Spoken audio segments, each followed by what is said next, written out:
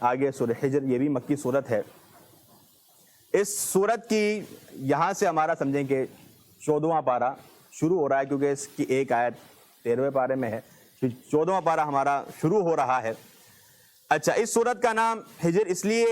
رکھا گیا ہے، یہ قوم سمود کی بستیوں کو حجر کہا جاتا ہے، اسی وجہ سے اس کا نام سورہ حجر رکھا گیا ہے، کیونکہ قوم سمود کی بستیوں کا ذکر اس صورت میں موجود ہے۔ اچھا جی، فرمایا کہ ربما یود الذین کفروا لو کانوا مسلمین، کہ ایمان نہیں لا رہے تو یاد رکھو کہ ایک موقع آئے گا کہ جب کفار تمنا کریں گے کہ کاش وہ مومن ہوتے، کاش وہ ایمان والے ہوتے، تو اس وقت یہ تمنا کریں گے۔ اور انشاءاللہ ہم آگے پڑھیں گے کہ تمنا کریں گے کاش ہم مٹی ہوتے، ہم انسان نہ بنائے جاتے، ہم نے اپنا ماضی تباہ کر لیا، جس کی وجہ سے آج ہمیں یہ دن دیکھنا پڑ رہا ہے۔ فرمایا کہ ہر بستی کا ایک مقررہ وقت ہے، اس وقت پر ہی اس کا جب وقت پورا ہوتا ہے جب اللہ رب العالمین اسے ہلاک کرتا ہے۔ ایسا نہیں ہے کہ آپ لوگ کہیں کہ عذاب کا تقاضا کرتے رہیں پھر ان کی چاہت سے آئے، نہیں، ایک مقررہ وقت ہے، اس کے بعد پھر اللہ کا عذاب ان پر آتا ہے۔ آگے فرمایا گیا کہ انا نحن نزلنا الذکر وانا لہ لحافظون، کہ ہم قرآن مجید کی اس ذکر کی حفاظت ہمارے ذمہ ہے، اس ذکر کی ہم حفاظت کرنے والے ہیں، ہم نے اسے نازل کیا ہے اور ہم ہی اس کی حفاظت کرنے والے ہیں۔ قرآن مجید کی حفاظت کا ذمہ اللہ رب العالمین نے لیا ہے، اور یہی وجہ ہے کہ آج ہمارے پاس قرآن حکیم صحیح سالم صورت کے اندر موجود ہے۔ آپ پرانی کتب اٹھا کر دیکھ لیں، ان کتب کے اوپر جو تعارفی نوٹ لگائے گئے ان کے اوپر یہ بات لکھی ہے کہ ہمارے پاس جو یہ کتابیں پہنچی ہیں یہ کئی سالوں کے بعد لکھی گئی اور ان کے کاتبین کا کچھ نہیں پتہ، اس طرح کی ان کے اوپر ہسٹری لکھی ہوئی ہے، تو نہ کاتبین کا صحیح طرح سے معلوم ہے، اور اس کے اندر واقعات کو بڑی ہی بے دردی کے ساتھ اور بڑے ہی برے طریقے کے ساتھ پیش کیا گیا ہے، انبیاء کرام کی ذات کو طعن و تشنیع کا نشانہ بنایا گیا ہے۔ اسی طرح جب ہم اٹھا کر دیکھیں گے انجیل کو، جو ہمارے یہاں موجودہ انجیل ہے عہد نامہ جدید، اس کے اندر جو لوگ نبی نہیں ہیں، جو لوگ رسول نہیں ہے، ان لوگوں کے مخطوطات کو بھی کلام الہی بنا کر اس کے اندر پیش کیا گیا ہے۔ تو کلام الہی کے اندر اضافہ در اضافہ اس کے اندر غیر لوگوں کی باتیں بھی شامل کر لینا اور اس کو اس طرح بنا کر پیش کر لینا کہ یہ اللہ کا کلام ہے، اس طرح کا ظلم پرانی کتابوں کے ساتھ کیا گیا، لیکن اس کتاب کا ذمہ اللہ رب العالمین نے لیا ہے۔ اس کا ٹیکسٹ بالکل محفوظ ہے اور انشاءاللہ تا قیامت محفوظ رہے گا۔ البتہ کچھ لوگوں نے کوشش کی کہ اس کے معنی مفاہیم کو کھینچ لیں، لیکن اللہ رب العالمین نے سلف صالحین کی روشنی کے اندر ہمیں ایسا بہترین پیمانہ ادا کیا ہے کہ جب وہ پیمانہ ہمارے سامنے ہیں تو ہم نہ ادھر جائیں گے نہ ادھر جائیں گے۔ جب ہم سلف صالحین کے فہم کے مطابق قرآن و حدیث کو سمجھتے رہیں گے، انشاءاللہ گمراہی سے ہم بچے رہیں گے۔ اچھا جی،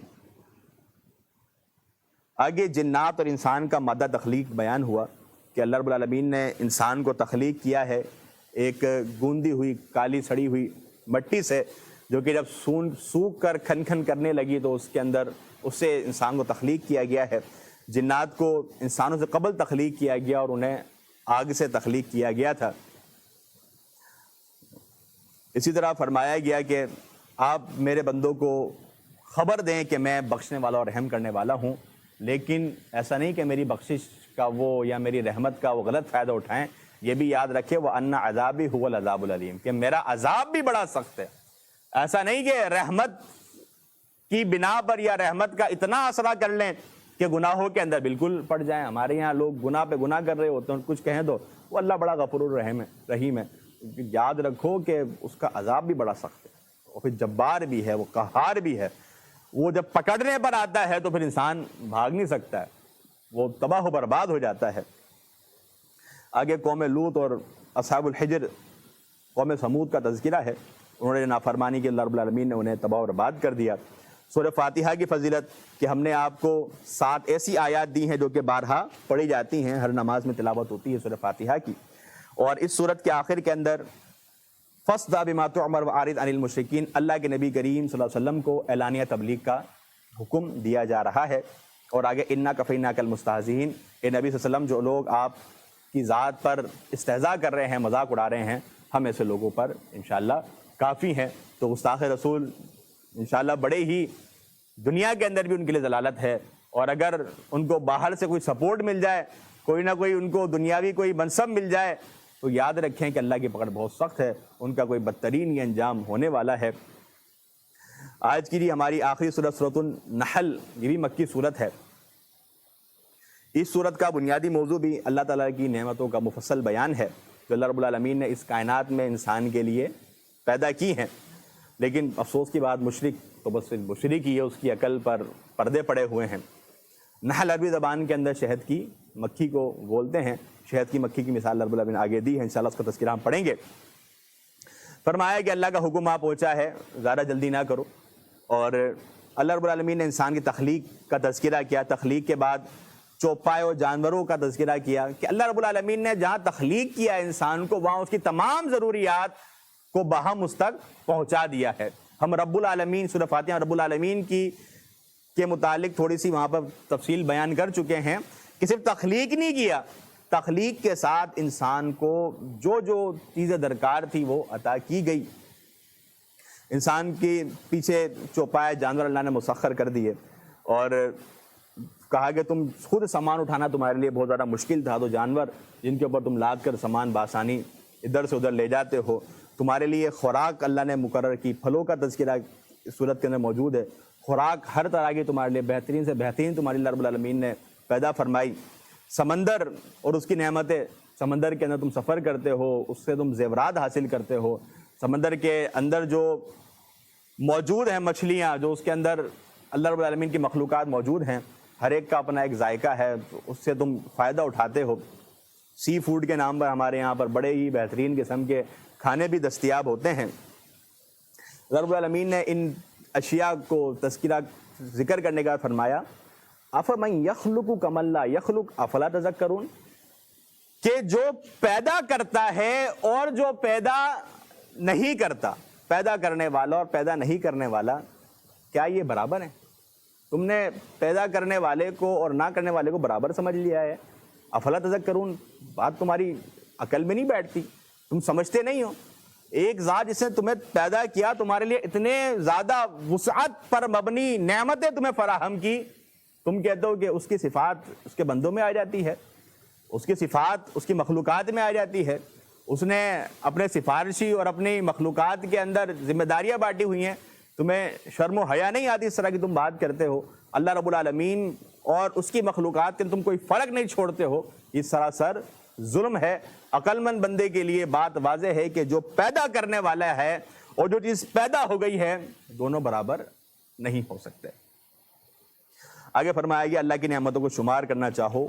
تو نہیں کر سکتے۔ وَإِن تَعُدُّوا نِعْمَتَ اللَّهِ لَا تُحْصُوهَا، شمار کرتے رہو، گنتے رہو، نہیں تم اس کو گن سکتے۔ آگے فرمائے گا جن کو اللہ کے علاوہ پکارتے ہیں وہ کچھ بھی تخلیق نہیں کر سکتے، وہ تو خود اللہ کے مخلوق ہیں، ان کو تو یہ بھی نہیں پتا کہ کب ان کو اٹھایا جائے گا، قیامت کب قائم ہوگی، کب ان کو اٹھایا جائے گا، کچھ ان کو نہیں پتا۔ آگے فرمائے گا جب جو لوگ جن کے دل کے اندر کفر ہے، جب ان سے پوچھا جاتا ہے قرآن کیا ہے، تو وہ کہتے ہیں یہ پرانے لوگوں کے قصے ہیں، پرانے لوگوں کے قصے ہیں۔ اور جب ایک مسلمان سے یہ بات کی جاتی ہے تو وہ کہتا ہے یہ خیر ہے، دنیا آخرت کی بھلائی اس کے اندر ہے۔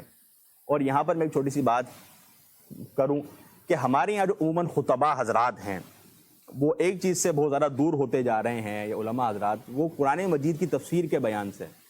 وہ کہتے ہیں جی ہم جدید موضوعات اپنے خطبے میں لے کر آتے ہیں، جدید مسائل لے کر آتے ہیں۔ تو اللہ کے بندو، ایک ذہن یہ ڈیولپ ہو رہا ہے، نوجوان یہ بات کرتے نظر آ رہے ہیں، وہ کہتے ہیں یہ قرآن کے اندر آج کے مسائل کا حل نہیں ہے، وہ کہتے ہیں ادھر یہ قصے ہیں، کہانیاں ہیں، اس کے اندر تو کوئی جدید مسائل کا حل نہیں ہے۔ اس طرح کی باتیں نوجوان کرتے ہوئے نظر آ رہے ہیں۔ کچھ وقت پہلے میں نے ایک ترکی کے ایک شخص کا، ایک نوجوان کا کمنٹ میں نے یوٹیوب کے اوپر ایک ملحد کی ویڈیو کے نیچے دیکھا تھا۔ اس نے کہا کہ قرآن صرف ہمارے والدین اس کا احترام کرتے ہیں، اسی لیے میں احترام کرتا ہوں، نہیں تو اس میں کوئی قابل ذکر چیز ہے ہی نہیں سوائے قصے کہانیوں کے۔ تو نعوذ باللہ اس طرح کا ذہن جو ڈیولپ ہو رہا ہے اسی وجہ سے کہ ہمارے خطباء حضرات، علماء حضرات قرآن کی تفسیر جس طرح کرنی چاہیے اور جدید دور کے مسائل کو قرآن کے ساتھ جس طرح حل کرنا چاہیے اس طرح ذمہ داری پوری نہیں کر رہے۔ وہ موٹیویشنل اسپیکرز کے طرز پر چلتے ہوئے یا کچھ اس طرح کی چیزیں کرتے ہوئے وہ خطبات تو وقت تو پورا ہو رہا ہے، لیکن قرآن کی تفسیر کا جو معاملہ ہے، اور آج ہم کچھ، مجھے بڑا دکھ ہوا، ایک دفعہ میں نے ایک خطیب سے کہا کہ آپ قرآن کی تفسیر بیان کریں، کہا کہ نہیں یہ پرانے موضوعات ہیں، نئے موضوعات پہ بات کرنی چاہیے، اب کوئی نہیں سنتا۔ بھائی ہم نے اس انداز میں بیان کرنا ہے، اس طرز میں بیان کرنا ہے، لوگوں کو جوڑنا ہے، اور یہ بات لوگوں کے دلوں میں ڈالنی ہے کہ یہ قرآن قیامت تک کے لیے ہے، قیامت تک آنے والے انسانوں کے لیے نصیحت ہے، یہ کوئی پرانے لوگوں کے قصے نہیں ہیں۔ تو یہ تھوڑا سا ایک ذہن بن رہا ہے، یہ جو خیال بن رہا ہے، اس کو ہم نے ختم کرنا ہے۔ قرآن کی تفسیر کے، قرآنی آیات اور صورتوں کی تفسیر کے کورسز کروائیں، اس کو دروس اور حلقوں میں خطبوں میں بیان کریں، یہ ہماری ذمہ داری ہے۔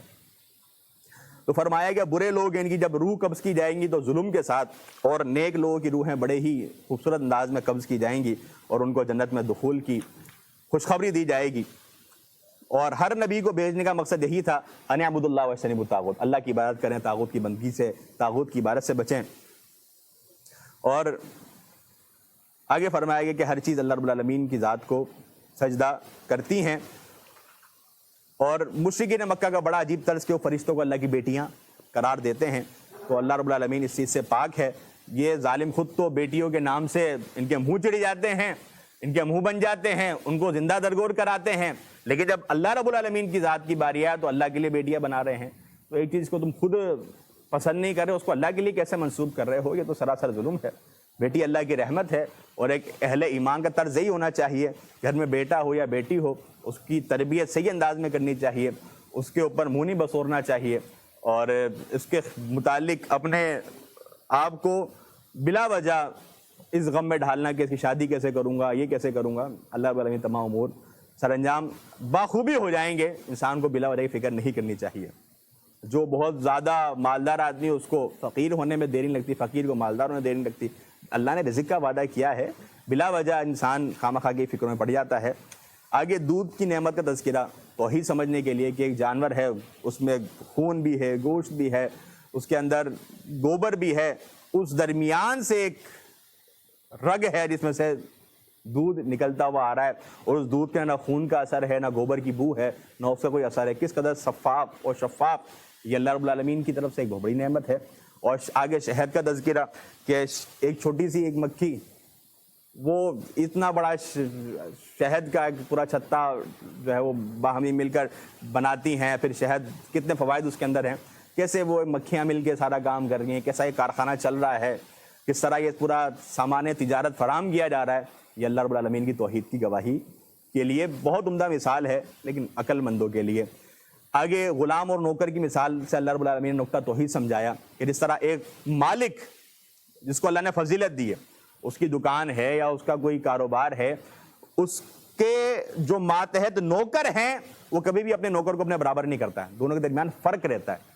تو تم اللہ کی مخلوق کو اللہ کے برابر کیسے قرار دے دیتے ہو؟ یہ اصول تو تمہارے سامنے ہے، جب ایک مالک اور ایک غلام، ان کا آپس کے اندر ایک تعلق مساوی نہیں ہے، مختلف ہے، تم نے اللہ اس کے ساتھ اس کی مخلوق کو تم نے شریک ٹھہرا کے تم نے ایک جیسا قرار دے دیا، یہ کیسی تمہاری بات ہے؟ آگے فرمایا گیا کہ اللہ رب العالمین نے تمہارے لیے گھروں کو سکون کا ذریعہ بنایا، اور گھر اور لباس، گھر دیا تمہیں، لباس دیا، یہ بھی اللہ کی بڑی عظیم نعمت ہے۔ لباس تن کو ڈھانپنے کے لیے طرح طرح کے مختلف قسم کے لباس، اور گھر کتنا سکون کا ایک مقام ہے۔ اور فتنوں کے گھر کے اندر اللہ کے فتنوں کے موقع پر اللہ کے نبی نے گھر پر وقت گزارنے کی تعلیم دی،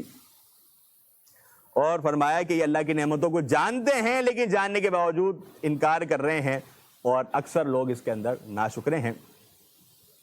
آگے جی اللہ رب العالمین نے ان اللہ یأمر بالعدل والاحسان وایتاء ذی القربى وینہی عن الفحشاء والمنکر والبغی یعظکم لعلکم تذکرون، کہ اللہ رب العالمین نے حکم دیا اس کا عدل کا، احسان کا، اور قرابت داروں کے ساتھ حسن سلوک کرنے کا، فحاشی سے منع کیا، منکر کام جسے شریعت نے ناپسند کیا اس سے بچنے کا، اور ظلم و زیادتی کرنے سے اللہ رب العالمین نے روکا ہے، اور حکم دیا ہے احسان کا، قرابت داروں کے ساتھ حسن سلوک کرنے کا، اور عدل و انصاف کرنے کا۔ آگے تذکرہ ہوا ایک خاتون کی مثال جو کہ دھاگا بناتی تھی بڑی محنت سے، پھر کاٹ دیا کرتی تھی۔ کہا کہ اس کی طرح نہیں ہو جانا، نیک اعمال کرنے کے بعد نیک اعمال کو سنبھالنا بھی ہے۔ ایسا نہیں کہ نیک عمل کر کے آپ اس کو ضائع کر دیں، یا نیک عمل کرنے کے بعد گناہ اس قسم کے کر لیں، یا اللہ رب العالمین کی ذات کے ساتھ شرک کا معاملہ کر لیں کہ جو عمل آپ نے کیے وہ ضائع ہو جائیں۔ نہیں نہیں، عمل کرنے کے بعد ان اعمال کو سنبھال کر بھی رکھنا ہے، ان کی حفاظت کرنی ہے۔ آگے فرمایا گیا کہ تلاوت قرآن سے قبل شیطان مردود کی پناہ مانگ لیا کرو، اور اس سورت کے آخری کے اندر کہ بیان کیا گیا کہ جس طرح میں نے بات کی ابراہیم علیہ السلام، سبھی ان سے تعلق جوڑتے ہیں، کہا کہ ابراہیم علیہ السلام تھے جو اللہ کی نعمتوں کا شکر کرنے والے تھے، شکر کرنے والے تھے۔ یہ جو نعمتیں بیان ہوئی تم تو ان کے ساتھ کفر کرنے والے ہو، ان کا انکار کرنے والے ہو، ان نعمتوں کو کھا کھا کر پھر بھی اللہ کی ناشکری کرنے والے ہو، اور پھر بھی ابراہیم علیہ السلام کے ساتھ اپنا تعلق جوڑ رہے ہو، تو یاد رکھو وہ تو اللہ کی نعمتوں کا شکر کرنے والے تھے۔ اللہ نے کتنا آزمایا، لیکن ان تمام آزمائشیں پورا اترنے کے باوجود بھی اللہ رب العالمین کی نعمتوں کے اوپر شکر کرنے والے ہیں۔ آخری آیت، آخری بات، پھر ہم آج کی گفتگو ختم کرتے ہیں، طویل ہو گئی ہے۔ دعوت الی اللہ کے لیے حکم دیا گیا، ادعو الی سبیل ربک بالحکمۃ والموعظۃ الحسنہ وجادلہم باللتی ہی احسن۔ اللہ رب العالمین کے راستے کی طرف حکمت کے ساتھ اور اچھے انداز کے ساتھ تم نے بلانا ہے، اور اگر مناظرہ ہو جائے، کوئی تکرار ہو جائے، اس کو احسن طریقے کے ساتھ تم نے سلجھانا ہے۔ ایسا نہ ہو جس طرح ہمارے ہاں مناظرے کے نام پہ مجادلہ ہوتا ہے اور گالی گلوچ پر بات شروع ہوتی ہے، اسی پہ ختم ہو جاتی ہے۔ نہیں، افہام و تفہیم کے ساتھ آپ نے سامنے والے کو گرانا نہیں ہے، سامنے والے کی ذاتیات مقصود نہ ہو، اس کا دل مقصود ہو کہ ہم نے اس کے دل کو کوشش کر کے تبدیل کرنا ہے، اس کی اصلاح کرنی ہے، اور حکمت کے ساتھ۔ حکمت کے اندر بنیادی بات سمجھ لیجئے کہ جدید دور کے اندر ہم دیکھتے ہیں سوشل میڈیا ہے، یا اس کے علاوہ اور کئی جدید ذرائع ہیں، کیا آپ دیکھتے ہیں کہ ہم اس کے ذریعے دین کی دعوت پہنچا سکتے ہیں۔ آپ اسکولوں میں جا کر مختلف سیشن کے ذریعے، کوئز پروگرام کے ذریعے آپ ان کے سامنے، جس طرح آپ دیکھتے ہیں کہ بہت سارے برانڈز اپنی پروموشن کے لیے بچوں کے پاس جا رہے ہیں، ان کو کتابیں فراہم کر رہے ہیں، اس طرح کام کر رہے ہیں، اس طرح آپ دعوتی کام مختلف انداز میں کریں، اللہ کے دین کا پیغام، اللہ کے دین کو آپ حکمت کے ساتھ پہنچائیں۔ جدید سے جدید طرز آپ جو دیکھ رہے ہیں کہ یار اس طرح دین پہنچ سکتا ہے، آپ پہنچائیں۔ لوگ مسجد نہیں چل کے آ رہے، آپ جو ہیں ان کے پاس چل کے دین ان تک پہنچائیں، اللہ کے راہ کی طرف ان بلائیں۔ تو یہ ذمہ داری ہے ہماری۔ اللہ رب العالمین ہم سب کو دین اسلام کی تبلیغ کی ذمہ داری بخوبی سر انجام دینے کی توفیق فرمائے۔ یہاں پر جی ہمارا 14واں پارہ مکمل ہوتا ہے۔ انشاءاللہ کل آپ کے سامنے 15ویں پارے کا خلاصہ بیان کیا جائے گا۔ اللہ رب العالمین صحیح معنی میں قرآن و سنت عمل کرنے کی توفیق عطا فرمائے۔ وما علینا الا البلاغ۔